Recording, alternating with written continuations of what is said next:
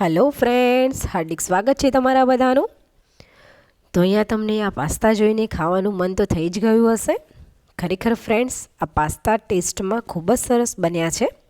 તમે પણ આ રીતે એકવાર ચોક્કસથી બનાવજો। બાળકોને તો ખૂબ ભાવશે, સાથે વડીલોને પણ એટલી જ મજા આવશે। તો ફ્રેન્ડ્સ, ચાલો એકદમ ટેસ્ટી એવા આ મસાલા પાસ્તા કેવી રીતે બનાવવા તેની રેસીપી જોઈ લઈએ। તો સૌપ્રથમ અહીંયા મેં ગેસ ઉપર એક મોટી તપેલી રાખી દીધી છે અને હવે તેની અંદર આપણે પાણી એડ કરવાનું છે। તો પાણી મેં ટોટલ 3 ગ્લાસ એડ કર્યું છે। તમે જેટલી ક્વોન્ટિટીમાં પાસ્તા લેતા હોય તે પ્રમાણે તમારે પાણી એડ કરવાનું। હવે પાણીને આપણે ઉકળવા દઈશું। અહીંયા થોડુંક પાણી ઉકળી ગયું છે એટલે તેની અંદર મીઠું એડ કરવાનું છે। તો અહીંયા મેં અડધી ચમચી મીઠું એડ કર્યું છે અને તેની અંદર આપણે થોડુંક એવું તેલ પણ એડ કરી દઈશું। તો આ રીતે પાણીમાં થોડુંક તેલ એડ કરવાથી પાસ્તા બોઇલ થઈ જાય ત્યાર પછી પણ એકદમ છૂટા રહે છે, ચોટતા નથી। એકવાર ચમચાની મદદથી બરાબર મિક્સ કરી લેવાનું છે। હવે પાસ્તા એડ કરવાના છે। તો મેં ટોટલ 2 વાટકી પાસ્તા એડ કર્યા છે। આ મેક્રોની પાસ્તા છે અને આ 2 વાટકી મેં જે પાસ્તા લીધા છે તેમાંથી 2 થી 3 વ્યક્તિને સર્વ થાય તેટલા પાસ્તા બનીને રેડી થાય છે। મિક્સ કરી લઈશું। આપણે વચ્ચે વચ્ચે થોડી વારે આવી રીતે હલાવતા પણ રહેવાનું છે જેથી કરીને પાસ્તા નીચે તળિયે બેસી ન જાય। તો અહીંયા હવે લગભગ 7 થી 8 મિનિટ જેવો સમય થયો છે અને તમે જોઈ શકો છો કે પાસ્તા છે એ કૂક થઈ ગયા છે। આપણે તેને બહુ વધારે પડતા ઓવરકૂક નથી કરવાના, નહીંતર તે તૂટી જશે। આવી રીતે પાસ્તા કૂક થઈ જાય ત્યાર પછી તેને એક સ્ટ્રેનરમાં લઈ સ્ટ્રેન કરી અને પછી તેની ઉપર થોડુંક ઠંડુ પાણી એડ કરવાનું જેથી કરીને તેની કુકિંગ પ્રોસેસ બંધ થઈ જાય। ત્યાર પછી અહીંયા મેં ગેસ ઉપર એક પેન રાખી દીધું છે અને તેની અંદર 1 ચમચી માખણ એડ કર્યું છે અને તેની ઉપર 1 મોટી ચમચી તેલ પણ એડ કરશું। તો એકલું માખણ એડ કરીએ તો તે દાજી જતું હોય છે, માટે તેની અંદર થોડુંક તેલ પણ એડ કરવાનું।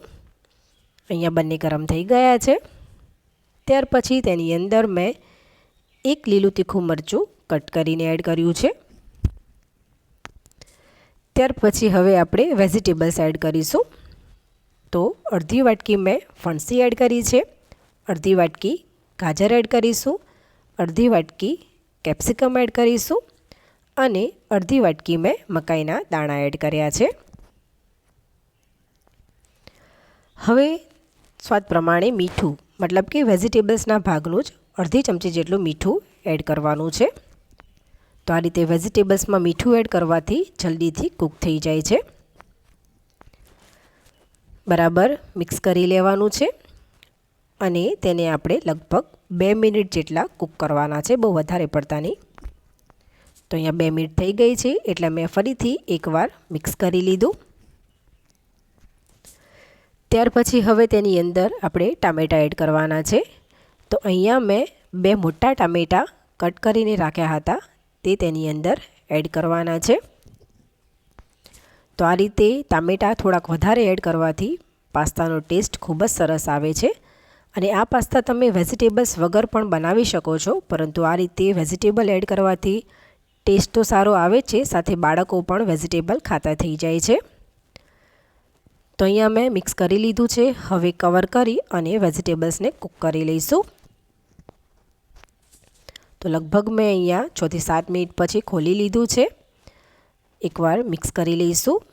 તમે જોઈ શકો છો કે બધા જ વેજીટેબલ્સ બરાબર કૂક થઈ ગયા છે।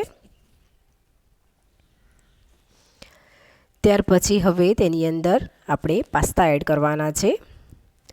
તો પાસ્તા બધા એડ કરી દઈશું। તમે જોઈ શકો છો કે પાસ્તા બિલકુલ એકબીજા સાથે ચોટ્યા નથી, છૂટા છૂટા જ છે। અને હવે અહીંયા મેં 2 ચમચી મલાઈ એડ કરી છે, જેનો ટેસ્ટ ખૂબ જ સરસ આવે છે। તમારી પાસે જો મેયોનીઝ હોય તો તમે મેયોનીઝ પણ એડ કરી શકો છો। અને પાસ્તાના ભાગનું આપણે મીઠું એડ કરી દઈશું, લગભગ અડધી ચમચી જેટલું। આગળ આપણે જ્યારે પાસ્તા બોઇલ કર્યા ત્યારે પણ થોડુંક એવું મીઠું એડ કર્યું હતું, માટે આપણે થોડુંક ઓછું એડ કરવાનું છે। ફરીથી બરાબર આપણે મિક્સ કરી લેવાનું છે। તો અહીંયા તમે જોઈ શકો છો કે મેં સરસ એવું મિક્સ કરી લીધું છે। હવે આપણે પાસ્તાનો સ્વાદ વધારવા માટે તેની અંદર ટમેટો કેચઅપ એડ કરવાનો છે. તો અહીંયા મેં ટોટલ 3 ચમચી ટમેટો કેચઅપ એડ કર્યો છે. હવે તેની અંદર હું 1 ચમચી ગ્રીન સોસ એડ કરું છું. તમને જો ખાટું થોડુંક વધારે ભાવતું હોય તો તમે 2 થી 3 ચમચી જેટલો પણ ગ્રીન સોસ એડ કરી શકો છો. અને 1 ચમચી મેં ઘરે બનાવેલી ચટણી એડ કરી છે મરચાંની. તમારે જો તેની રેસીપી જોવી હોય તો લિંક મેં નીચે આપી છે. ફરીથી આપણે બરાબર મિક્સ કરી લેવાનું છે. તો અહીંયા તમે જોઈ શકો છો ખૂબ જ સરસ કલર આવી ગયો છે અને ટેસ્ટમાં તો ખૂબ જ સરસ બન્યા છે. એકવાર ચોક્કસથી ટ્રાય કરજો. હવે તેની અંદર 1 ચમચી મેં મિક્સ હર્બ એડ કર્યા છે. તમે ઓરેગાનો પણ એડ કરી શકો છો અને થોડાક એવા ચીલી ફ્લેક્સ પણ એડ કરી દઈશું.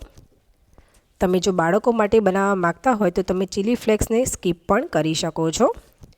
અને જો બાળકોને ચીઝ ભાવતું હોય તો તમે ઉપરથી થોડુંક એવું ચીઝ પણ એડ કરી શકો છો. મેં નથી કર્યું.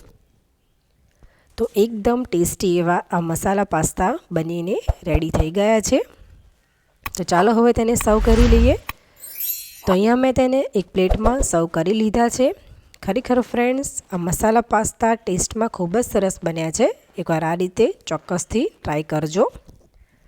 તો ફ્રેન્ડ્સ તમને જો આજની મારી રેસીપી ગમી હોય તો લાઈક કરજો, ફ્રેન્ડ્સ અને ફેમિલીમાં શેર કરજો અને સબસ્ક્રાઈબ કરી બેલ આઇકન જરૂરથી પ્રેસ કરજો, જેથી કરીને મારા બધા વિડીયોની નોટિફિકેશન તમને જલ્દીથી મળતી રહે.